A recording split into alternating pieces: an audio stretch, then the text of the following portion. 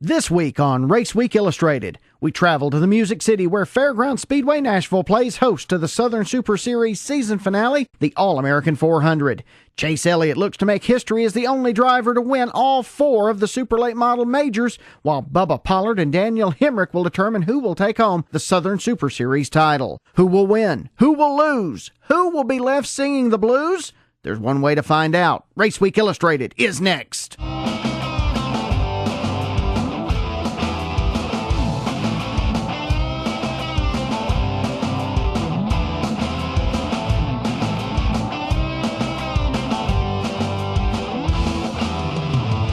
Hi folks, welcome to Raceweek Illustrated. I'm Brandon Reed. We're coming to you from trackside here at Fairgrounds Speedway Nashville in Nashville, Tennessee, where we just wrapped up the 29th annual All-American 400. Now we've got a lot of action to bring to you from tonight's events, but first, let's take a look at this week's headlines. Chase Elliott holds off a hard late charge by Daniel Hemrick to win the All-American 400 at Fairgrounds Speedway Nashville. Daniel Hemrick edges Bubba Pollard by 1 point to score the inaugural Southern Super Series championship at Nashville. Mark Day wins the Pro Late Model feature, while Tucker Wingo wins the division title at Fairgrounds Speedway Nashville. And Lee Pulliam dominates the X1R Pro Cup season finale for his first series win at Southern National Motorsports Park. For more on these and other stories, visit us online at RaceweekIllustrated.com. Our lead story: 43 drivers came into Fairgrounds Speedway Nashville this evening looking to take home a coveted Nashville Speedway guitar as the winner of the All-American 400. Meanwhile, 2 drivers were looking to take home something even more special, the inaugural Southern Super Series title. 36 of the top super late model pilots in the country were set to do battle on the 5/8 mile Nashville speed plant. With the Southern Super Series title on the line, along with a coveted Nashville guitar for the winner, one of the strongest fields for any super late model race was set to do battle for the win.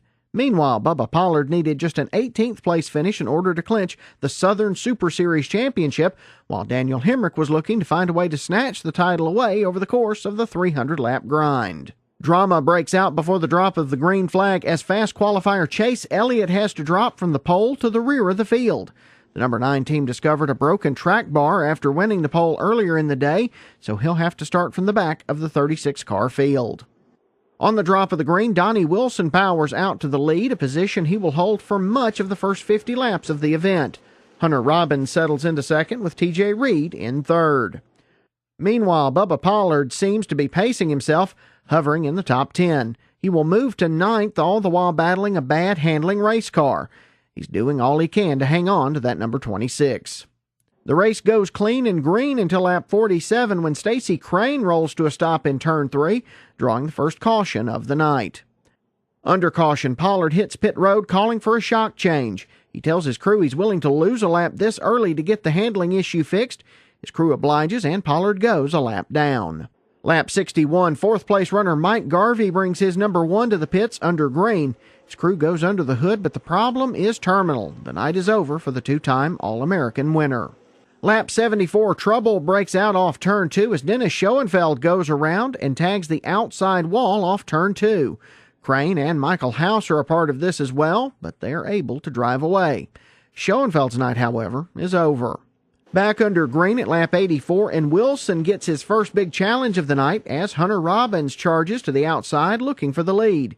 He'll make the pass off of turn 4 for the first lead change of the night. Caution flies again a few laps later, this time when Mason Mingus spins off of turn 4. He gets his mount refired, spins it around, and drives off. He'll stay on the lead lap. That caution means Bubba Pollard will get the free pass, putting him back on the lead lap. His championship hopes are still alive if he can finish 18th or better. Meanwhile, several cars hit pit road, including Johnny Van Dorn, Eddie Hoffman, Cody Coughlin, and defending winner Ross Kenseth. On the restart, Wilson slips as Robbins powers back to the lead. TJ Reed moves to second. Caution flies again on lap 105, again for Stacy Crane, this time as the number 11 goes around in turn 2.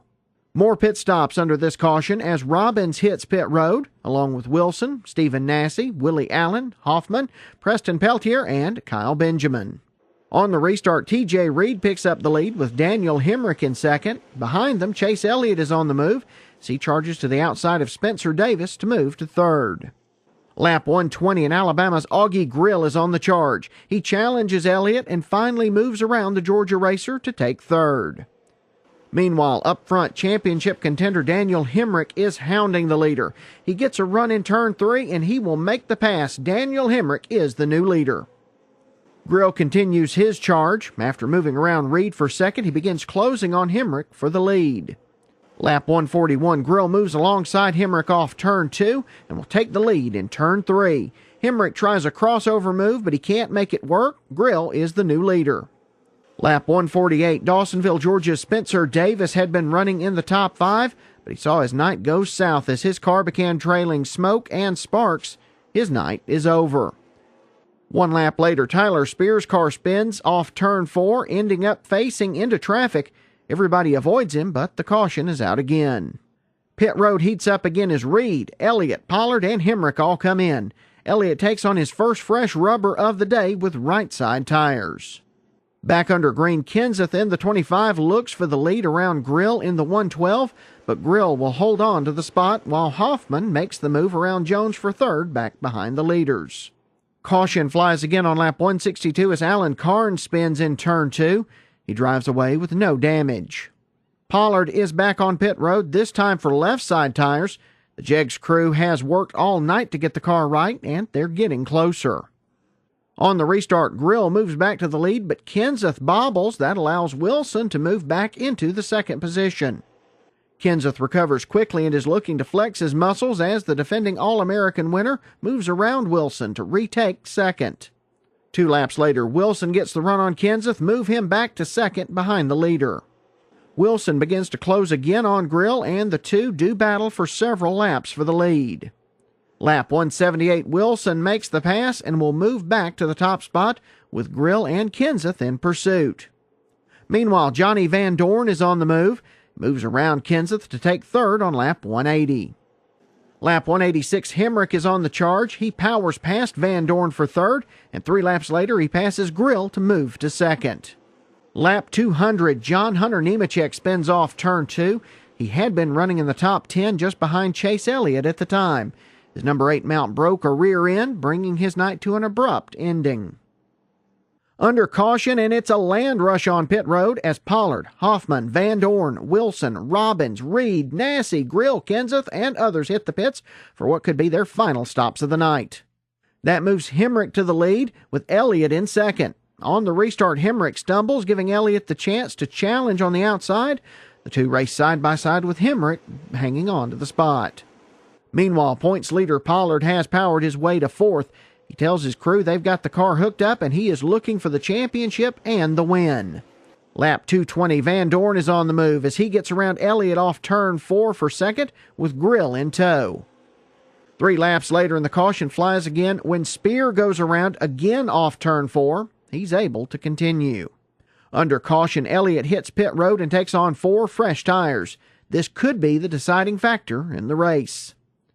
On the restart, Van Dorn switches on the afterburners, passing Hemrick on the outside to move into the lead. Grill will follow him 4 laps later and begins working to close on the leader. Lap 253, Grill is all over Van Dorn. It's only a matter of time. But fate intervenes on lap 256 as Trey Mitchell spins in turn 2 and Van Dorn spins to avoid him, bringing out the caution. Race officials determine that Van Dorn will keep the lead as he did not cause the caution. Back under green, Van Dorn holds the lead, but Robbins will move to second around Grill with Elliott giving chase. Lap 269, Robbins gets the run on Van Dorn in turn 3. Elliott follows, then drops low off turn 4 and powers his way around Robbins to take the lead. Elliott goes from worst to first as he leads the All-American 400 with 40 laps to go. Caution flies again on lap 273 when Jordan Sims sees his engine come apart, resulting in a brief fire under his number 47. He comes to a stop on the front stretch. He's okay. The big moment of the night came with this restart on lap 283. Elliott has the lead, but watch Kyle Benjamin in the 71. His car comes around in turn 1, tagging Pollard and triggering off this multi-car crash. Several cars are involved, including Hoffman, Mingus, and Jones. Pollard takes the worst of it. His car is completely demolished, and now his championship hopes rest on the fate of Daniel Hemrick. Let's take a look in replay. You can see the contact here between Kyle Benjamin in the 71 and Bubba Pollard in the 26. Pollard's car makes heavy contact with the outside wall, then they just pile in from there. Hoffman is involved in the 8 car, along with Eric Jones in the 51. TJ Reed just avoids the trouble, taking the high line. Thanks to the folks at xsan.tv for this clip. As the car is brought back on the wrecker, you can see the extent of the damage to Pollard's ride. Fortunately, he walked away uninjured. After a red flag to clean up, the race restarts again at lap 283. Elliott jumps out to a big lead, but all eyes are on the number 98 of Daniel Hemrick. Hemrick can sense the title is within his grasp. Lap 287, Hemrick blows past Van Dorn to take third. Lap 292, he powers past Robbins for second, and now there's just one car between him and potentially the biggest night of his career. Over the closing 8 laps, Hemrick begins closing on Elliott. Each lap brings him closer and closer to the back bumper of the number 9 machine.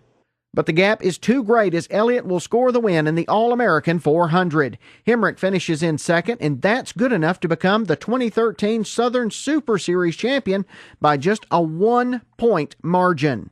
Hunter Robbins finishes in third, with Johnny Van Dorn in fourth. Augie Grill finishes in fifth. Pollard's late race crash left him in 20th position, just costing him the series championship.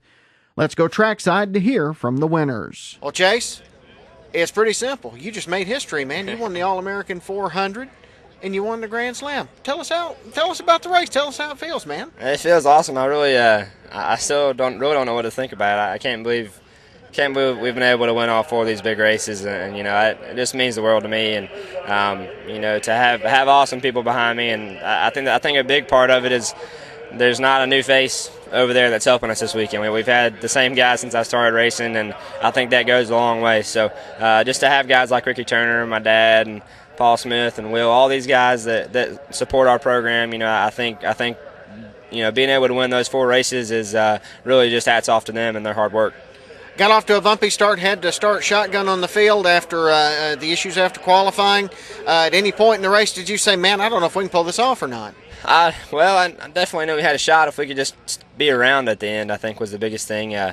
Daniel was coming hard, and I knew he was going to be tough because he had a little bit fresher tires than we did. So I was glad we could pull it off. Big thanks to Rocky Ridge. I wouldn't be here without them. It means the world to me, and I'm looking forward to getting to Pensacola here in a few weeks. Speaking of which, how does this help you to have this kind of momentum going down to the snowball? Well, I'm not sure. I definitely feel like hopefully we can learn a little bit of something from what we did tonight to be a little bit better down there when we get there. And I think other than that, that's the main thing we can take from it, and get back to the house. And come Monday morning, this race is in the past, and we got to start focusing on the snowball and hopefully have a good run down there. Well, we've already got word the siren over the pool room is screaming for you tonight, pal. That's great. I love it. I'm glad to hear it. Congratulations, Chase. Thank you. Well, Daniel, you came home second, but you got something a little bigger than that, didn't you? Congratulations, champ. How's it feel? That sounds, it's a little bittersweet to hear, just solely because you hate to win anything like that. I hate that for Bubba Pollard, for him to get taken out like that, but we hadn't really discussed points throughout the whole race until that situation happened, and then it did put us in a situation for it to turn out like it did. So, like I said, you hate to win it like that, but like I said, it all goes back to a true testament. Put yourself in position every week, and week in and week out, we were able to do that. So I can't thank Jake and Deanna Cars well enough for the opportunity. They're the only reasons between them and Hoyt Demas for I even have a race car to drive on the weekend. So just I can't really thank them enough for, like I said, making my dreams come true. And the whole motto of this whole deal is having faith throughout this whole deal, and nobody gave it up. And like I said, it's really disheartening to say I'm disappointed to run a second and win a championship because I really thought we had the car to win that All-American 400 tonight. It's just we're going to take it with what it is. Just like I said, just all in all, just really proud of everybody. Jack Link's Beef Jerky. We had a new sponsor on the car today with the Squatch, as well as, like I said, just everybody. I'm just so kind of lost for words just because of the way this deal's worked out. Like I had never dreamed it was going to be like this. And to win it by 1 point, it all came down to essentially moving yourself up to second there at the end. Yeah, you know, and right before we went green there, we knew that we were in a position to possibly be able to win the deal. And everybody's talking about, well, how many cars got to be behind us? How many do we have to pass? And it all came down to, let's just go as hard as we can go, as far as we can get. And if we get to it, we do. If not, we can't say we didn't give it our all. And we did all year. Now, like I said, we put ourselves in these positions for this moment. So, just like I said, just really proud of everybody. It's just, man, it's unreal. Congratulations, champ. Thank you. Appreciate it. Bubba, I know after a night like this, disappointing doesn't even start to cover it, but tell me what happened out there. I just got run over. That's pretty much the way it was. So I hate the season kind of come down to getting run over on a racetrack by someone you have respect for, but it's part of racing, you know. So just go back to work. You guys had problems all night, but you kept fighting, you went a lap down, you got back on the lead lap. You still got a lot to hold your head high about, man. Nah, yeah, we my guys worked hard. We put ourselves in a position there at the end that we needed to do to win the championship, and it didn't work out. It wasn't meant to be. We've had problems this year, and you know, we kept fighting and try to work through it, and you know, it wasn't meant to be. So it wasn't our year. All right, thanks, Bubba. Thank you. We've got to take a quick break. When we come back, we'll have a look at Pro Late Model action from here at Nashville. You're watching Raceweek Illustrated. We'll be right back. From the dirt roads of yesterday to the super speedways of today, you can see the history of auto racing at the Georgia Racing Hall of Fame in Dawsonville. See the beginnings of modern stock car racing, from the moonshiners to today's young guns. See the cars the legends drove. Take a walk through the Hall of Fame and visit the Elliott Family Room, where Dawsonville legend Bill Elliott's trophies are on display. All that's waiting for you at the Georgia Racing Hall of Fame, 7 days a week at 415 Highway 53 East in Dawsonville. Whether you're visiting the area or this is your home, for family fun, make your plans now. Head to Phonopolis Family Fun Center. Go-karts, bumper boats, bumper cars, water wars, mini golf, inflatables, spider zone and climbing wall, laser tag, mini bowling, a huge snack bar, and tons of great video games. The kids will have a blast, and so will you. Don't forget, with advanced reservations, Phonopolis has lots of group packages available, and they'll host your birthday parties too. Phonopolis Family Fun Center, Highway 441, Banks Crossing, Commerce. Are you temporarily short of cash and you need to keep the bills paid? Or maybe you just need a little extra until your tax refund comes in. I have the answer for you. MoneyMax Title Pawn. With a clear title to your car, you can be in and out of MoneyMax in a matter of minutes.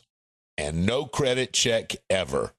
MoneyMax Title Pawn, 2293 North Elm Street in Commerce. The Dawsonville Pool Room in Dawsonville, Georgia is known for two things: great food and racing. If you're hungry, it's the place to stop for a world-famous bully burger or some other good down-home cooking. Let Gordon GP and the crew take care of your breakfast, lunch, and dinner needs Sunday through Thursday 10 to 10 and 10 to 11 Friday and Saturday. Check out the huge displays in honor of Bill Elliott, Raymond Parks, and Georgia's other racing heroes. That's the Dawsonville Pool Room, East 1st Street in Dawsonville. We'll see you there.